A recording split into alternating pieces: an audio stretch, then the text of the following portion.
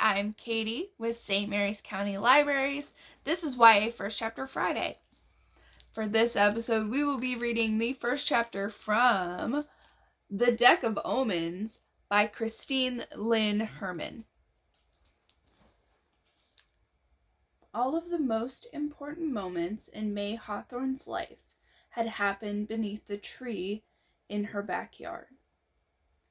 She had come into the world there 16 years ago. Her mother, too stubborn to admit she was in labor until it was too late, gave birth all on her own as night faded into dawn on a blistering summer morning, then drove herself and her newborn daughter to the hospital.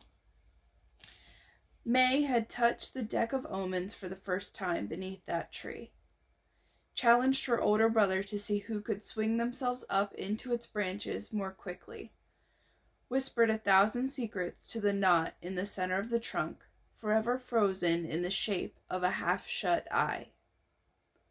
When sleep eluded her, she would sneak outside and curl up beneath the hawthorn's gnarled branches on a bed of moss and fallen leaves. Its deep, steady heartbeat never failed to lull her into slumber.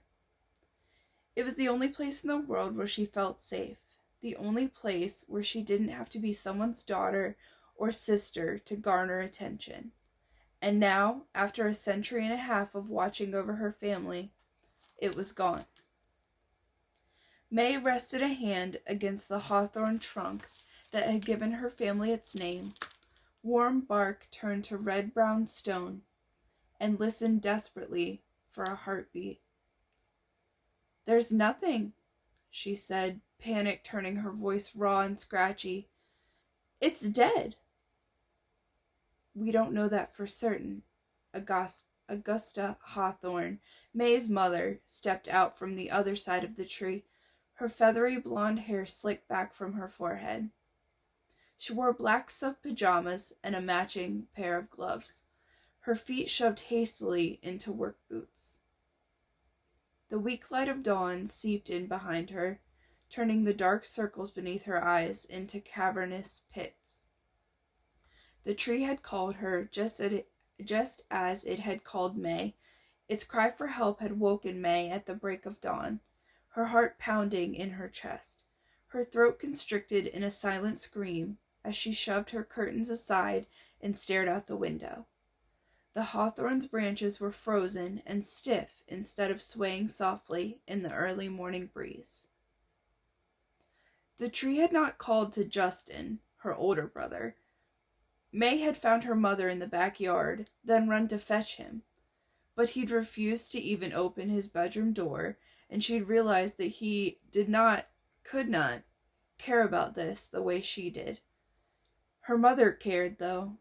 They stood in the backyard together, May pretending she didn't see the tears glistening in Augusta Hawthorne's eyes as they both surveyed the hawthorn's frozen corpse. "We'll have to handle this," she said now. "Just us. No sense in burdening your brother." And for once, May wasn't angry with her mother for letting Justin off the hook. When a hawthorn turned 16, they asked the tree to give them access to the powers that were their family's birthright. These powers enabled them to protect the town of Four Paths from the monster that lurked in the woods in a lifeless prison called the Grey. But Justin had failed his ritual, which meant there were powers he would never have and responsibilities he would never bear. Keeping him around to watch them work would only have hurt him more. It also gave May a chance to show her mother why the tree had chosen her over him in the first place. Because she could handle everything Four Paths threw at her, even this. "No one can find out," Augusta continued, staring at the branches. "If the town discovers this attack on our family, the consequences will be catastrophic." "An attack," May said, the words sour in her mouth. That was the right term for it, but it still felt dangerous to say, because this attack hadn't come from the monster they were supposed to be defending from the town. It had come from one of their supposed allies, someone she'd once considered a friend. "This is Harper Carlyle's fault," May whispered. Harper, who was immensely powerful but had never known it until now. She got her memories back. Her mother nodded grimly. "It's the only possibility." May stared at the hawthorn tree, its corpse turning more red than brown in the light of the rising sun, and thought of the past few weeks. The way the roots that connected 4 paths had split apart and woven themselves back together. From the moment she flipped over Violet Saunders' card a month ago, a passageway had opened up in her mind, roots tunneling down a path she'd never seen before. One where everything changed. She could have stopped it, let the roots wither, but instead, May had chosen to trust her brother and Isaac, chosen to give Violet Saunders her memories back after Augusta had erased them. She believed it had been the right thing to do to keep the town safe. And Violet had kept the town safe, but surely she had realized that Augusta was capable of much more, that she had used her powers against other founders, like Harper. Violet must have figured out how to return Harper's memories too, leading Harper to seek revenge on the family who had taken them from her. Which meant that what had happened to the hawthorn tree was May's fault. Guilt rose in her stomach, thick and bubbling, as she wondered how long it would take for Augusta to realize what she'd done. May had been a perfect daughter to Augusta Hawthorne for the last 7 years, but Augusta's memory was long, and May knew that she had not forgotten the time before that when her daughter's attention and adoration was reserved solely for her father. It didn't matter how well May behaved herself now.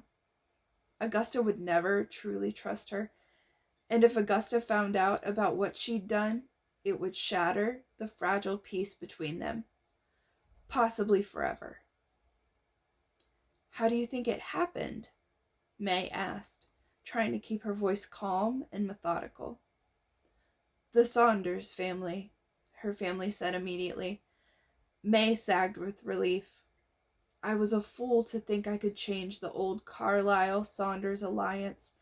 To be happy that June—" She shook her head and pressed a gloved hand to her mouth. "Okay, so the Saunders family might have given Harper her memories back," May said hastily. She didn't like people paying special attention to her when she was overcome by emotion. She could extend her mother the same courtesy. "What do we do about it? How do we fix this?" Augusta's face twisted with fury. "If Harper Carlyle is truly the one responsible for this," she said, "we will see to it that she sets this right and answers for what she's done." May let the word "we" kindle inside her, a promise. "Yeah, we will." Augusta nodded approvingly. "You know what you need to do next, I assume." May sighed, but she inclined her head. It wasn't that she minded using her powers, it was just that Augusta never asked her for any help beyond her abilities. They were the only part of her daughter she seemed to care about. "You want a reading?" "Yes," Augusta gestured toward the hawthorn, "but I want you to do it for the tree itself. Is that possible?" May stared up at the tree, her heart heavy in her throat. Normally the smaller branches would be bending in the wind, birds chirping from above as they nestled in the copper and yellow leaves. But the tree was stiff and still, the wildlife gone. Perhaps they had been scared away.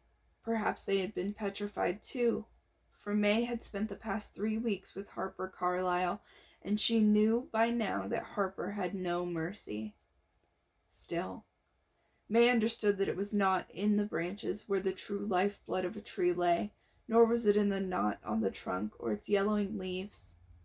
It was the roots that really mattered. "I think so." May reached into the pocket of her pink pajama shirt and pulled out the deck of Omens. then knelt at the base of the tree. "I can do my best." Augusta's lips pursed, and May knew exactly what her mother was thinking, that her best was not a guarantee of victory, that it had never truly been good enough. But she sat beside May anyway. The deck of Omens was the Hawthorne family's greatest heirloom, crafted by the family's founder, Hetty Hawthorne, from the bark of this very tree. In most hands they were useless, but in May's grip they contained the power of possibility, the ability to gaze into the past and future of a living focal point, assuming she asked the right question. The cards changed over time, evolving with each generation to reflect the town and allow for more accurate readings. The only person May couldn't do a reading for was herself. May's hands shook as she began to shuffle the deck, searching for the connection that always formed in the back of her mind when she touched the cards, the opening of a pathway that only she could travel down. Lives were complex, twisty things, brimming with the myriad of possibilities. It was her job to follow the pathways most likely to occur, to use the cards as a guide that would cut through any internal turmoil. People, she had learned, were often in deep denial about where they had come from and where they were going. But it wasn't her job to fix them. It was her job to tell the truth, whether they liked it or not. For a moment, the pathway resisted her, and panic swelled in May's chest, a bubble that burst a moment later as the familiar feeling coursed through her. May gasped with relief. It was not dead, then, merely hurt, and that meant she could find a way to heal it. She would find a way to heal it. Because without this tree, her family would be broken. Without this tree, she would be nothing at all. "How can we fix what happened to you?" she asked the stone trunk in front of her, addressing her question directly to the gnarled, half-shut eye. A path unfurled in her mind, and she followed it, images rushing through her brain as the cards in her hand began to disappear. During May's first few readings, the images had been overwhelming. People she didn't know, symbols she didn't understand, coming at her so quickly that it was impossible to process them. But she had learned to channel her thoughts and merely let them flow through her, a vessel for the deck of omens, for the Hawthorne family. It was almost like watching a slideshow. Now she saw a traffic jam on Main Street, a puddle of strange, iridescent liquid, a flash of the Carlisle Lake. And then suddenly one image, stronger than all the others, a tree with the bark half melted away. Something wrong was stirring in the wreckage of the collapsed trunk. May's heartbeat sped up as a wisp of gray extended outward from the tree, like an unfurling hand. The vision faded, and May was left clutching 3 cards, the taste of decay in the back of her throat. Things were rising that should have been long buried, bodies and broken promises, betrayed friends and dishonored families. Across from her, Augusta was staring intently at the cards. 3 seems low for this sort of reading. "I don't control how many are left. You know that." May pushed down her annoyance at how much Augusta always questioned her whenever she did a reading. Screaming would change nothing, and so all she had was this, the satisfaction that nobody else knew what she was thinking. She inhaled shakily, then laid the cards out on the grass and pressed her palms to the earth, her fingers digging into the loamy soil. May pictured herself grasping the roots that tunneled beneath the ground, roots that had long ago taken up residence in her soul. Some of the founders' descendants wanted nothing more than a way out of this town, but May Hawthorne had never once considered it. This was her home, this was her birthright. And this moment, of dawn breaking, earth on her palms, hope in her heart. This was what she was meant to do. May reached forward and flipped over the first card. It was her card, the Seven of Branches. A girl with her arms lifted above her head, her face tipped back towards the sky. Branches wove around her body and rooted themselves in the earth. Her fingers elongated into tendrils, leaves budding from the edges. The card frightened Justin. He told her multiple times that he found it unsettling, the way the tree had taken her over, but May saw it differently. The serenity on the girl's face, the peace in her posture. She belonged to the forest, and it belonged to her. Interesting, Augusta said softly across from her. May tried to understand what the cards were telling her. She rarely pulled her own card in readings that weren't for a family member, but maybe the tree was as good as a family member. Maybe that was why. She flipped over the second card, and her heart twisted in her chest. It was the Two of Stones, Harper Carlyle's card. The art showed a single hand breaking through the surface of a lake, a stone visible in its clenched fist. May's gut had been right. This was her fault, and she had to clean up her mess before it got even worse. "I think Harper can fix it," she said. "I guess that makes sense." Augusta's jaw twitched. "I suppose so." May sank her fingers into the dirt again and thought of the roots, felt the path in her mind unfurl a little further. She could feel the hawthorn more clearly. Another vision, herself, standing in the same place she was kneeling now as the tree changed from stone to bark. And yet it didn't feel like a victory. The vision May had seen a moment ago tugged at her mind, a deeper dread, a bigger problem, something she needed to solve. "I don't think my card is just here because I'm doing the reading," she said, frowning. Augusta raised an eyebrow. "Oh?" "No," May swallowed. "The tree is asking me for help." The doubt on her mother's face hurt. "Are you certain?" "Would you have said that to Justin?" May hadn't meant to put it so bluntly. She knew from the thinness of Augusta's lips that she would pay for it later somehow, in a privilege taken away, an unpleasant patrol schedule for the next week. But it wasn't fair. It wasn't. That nobody seemed to believe she could be that important, that deep down, May worried they were right. "Justin isn't here," Augusta said, "and you still have one card left." May stared down at the all-seeing eye. It was easier to look at the card than her mother's face. Her hands trembled as rage, hot and heady, swirled within her. Rage for her tree. Rage for her mother, still desperately chasing down the child who could not help her, and ignoring the one who could. Deep in her mind, the pathway spiraled and wound. May felt something unfurling, a path that was hers, thin and spiky, coiling around itself like a tangled knot of possibilities that could not yet be unraveled. It pulsed in her mind like a beating heart, and for the first time, May reached for it. She grasped at the tendrils and pulled that path into focus, letting the roots worm their way into her mind. "It's mine," she snarled at the cards, at four paths itself. "Whatever happens next belongs to me." A surge of energy coursed through her, to the card in her hands. It burned white hot between her interlaced fingers, tracing the maps of old wounds that had long since faded. It was only her sense of self-control that kept her from crying out. May felt the path lock into place, felt the card in her hand vibrate, then shift until the heat on her palms had faded.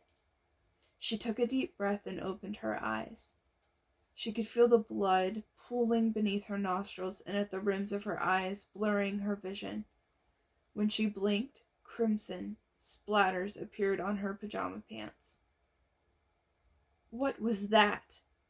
Augusta said sharply. May's lie was quiet, easy. The cards had more to tell me.